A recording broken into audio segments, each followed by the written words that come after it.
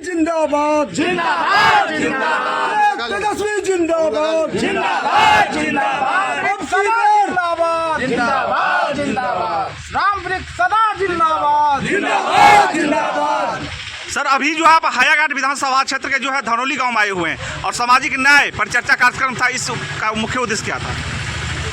सामाजिक न्याय हम लोगों के नेता आदरणीय बाबू लालू प्रसाद यादव जी और हम लोगों के नेता आदरणीय बाबू तेजस्वी यादव जी के कुशल निर्देशन में राष्ट्रीय जनता दल पूरे बिहार के 243 विधानसभा में सामाजिक न्याय परिचर्चा का आयोजन किया गया, जिसके तहत आज हायाघाट विधानसभा के धनौली में सामाजिक न्याय परिचर्चा में हम लोग भाग लिए।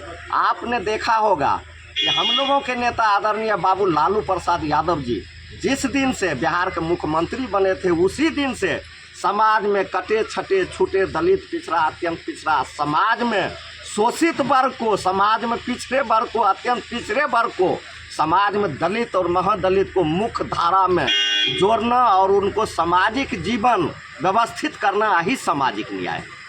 चिराग पासवान कटाक्ष कर रहे हैं, बोल रहे हैं दलित का नेता हम हैं और मोदी का हनुमान है, बिहार के दलित मेरे साथ है। इस पर आपका क्या राय है? चिराग पासवान जैसन 5 गो भी नेता जुड़ जाएंगे तो हमारे लालू बाबू का परतर नहीं करेंगे। अभी भी देश में दलित का नेता हमारे नेता आदरणीय बाबू लालू प्रसाद यादव जी हैं, जो कि दलित के लिए कुछ भी कर सकता है। आज एक मुसहर का बेटा मजदूरी करने वाला राम वृक्ष सदा, जिनके पिताजी मजदूरी करता था, आज विधायक है। क्या वो गरीब को विधायक बनाया है, पूरे परिवार बनता है, अपने बनता है।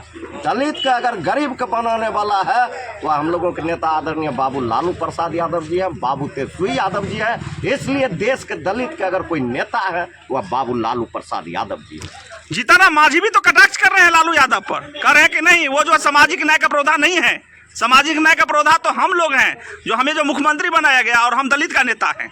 जीतन राम मांझी जी का राजनीतिक पैदाइश कहाँ से है, यह भी उनको बोलना चाहिए। हम लोगों के नेता बाबू लालू प्रसाद यादव जी नहीं रहते तो आज जीतन राम मांझी कोई पहचानने वाला नहीं रहता।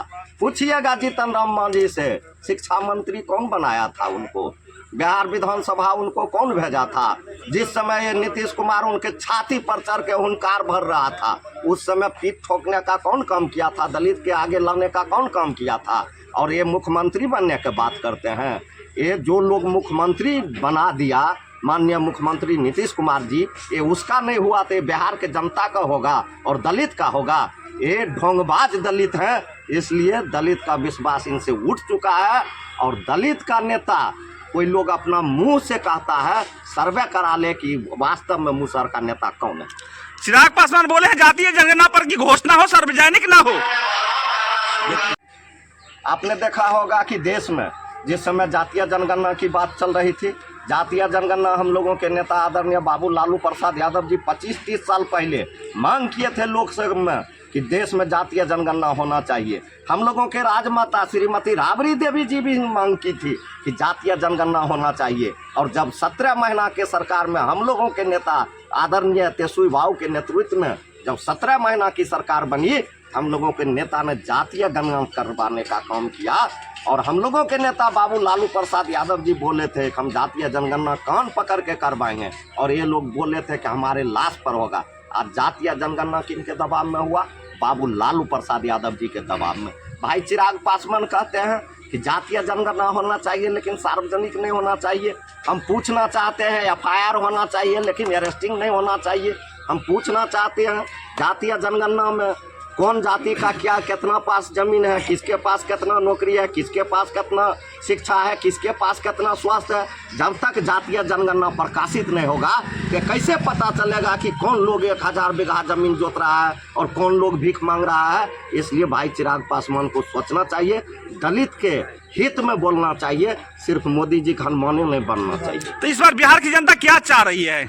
इस बार बिहार के आम महान जनता ने ठाना है और 25 में युवा नेता बाबू तेजस्वी यादव को मुख्यमंत्री तेजस्वी वृक्ष सदा जिंदाबाद बिहार में कह रहे हैं कि सुशासन की सरकार है सर, तो कानून व्यवस्था क्या है बिहार में? क्या बोले? बिहार में बोलते हैं सुशासन की सरकार है, तो अभी कानून व्यवस्था बिहार का क्या है? बिहार में सूतल सरकार है। सुशासन किसको कहता है?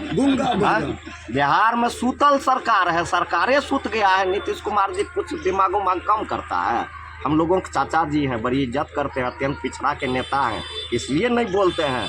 ये जो है ब्यूरोक्रेट के चक्कर में ये सरकार फंस गई है। आप देखते होंगे इस बगल कौन बैठते हैं, इस बगल कौन बैठते हैं, पीछे कौन बैठते हैं। सरकार हम लोगों को मुख्यमंत्री जी ने चला रहे हैं। सरकार 2-4 अफसर और 2-4 नेता बिहार में चला रहे हैं। इसलिए इसको सुशासन का सरकार नहीं कहा जाए, इसको सुना हुआ सरकार कहा जाए, सुता हुआ सरकार कहा जाए। और लोग नारा दिया था कि बिहार में बाहर है नीतीश कुमार है, हम कह रहे हैं लूट हत्या बलात्कार है, ही तो नीतीश कुमार है। इस बार जनता क्या करेगी? इस बार जनता क्या करेगी उसको?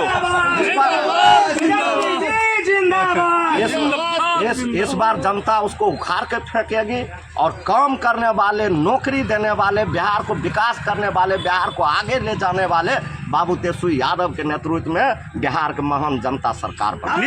नीतीश कुमार बोल रहा है कि 17 महीना का जो कार्यकाल था उसमें हम सहयोग किए थे, मेरे बल पर जो नौकरी मिला बिहार की जनता को। शिक्षा विभाग किसके पास था?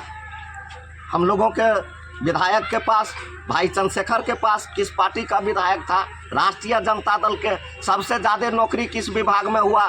शिक्षा विभाग में। मंत्री हमारा नौकरी वो दे रहे हैं। इसलिए झूठ बोलना कम करो और जल्दी गद्दी खाली करो।